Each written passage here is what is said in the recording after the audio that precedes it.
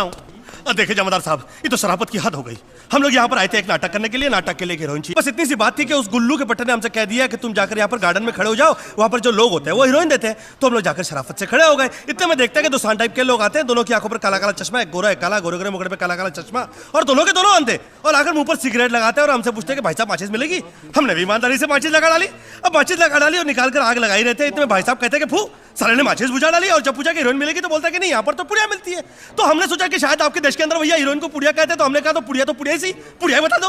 तो बस इतना बोलने की देरी है, इतने में उसने उठाया, हमारा बैग ले लिया और अपना बैग थमा दिया और जाकर साले फूट गए। अब फूटने के लिए हम लोग भी फूट सकते थे, लेकिन भाई साहब के दिल के अंदर एक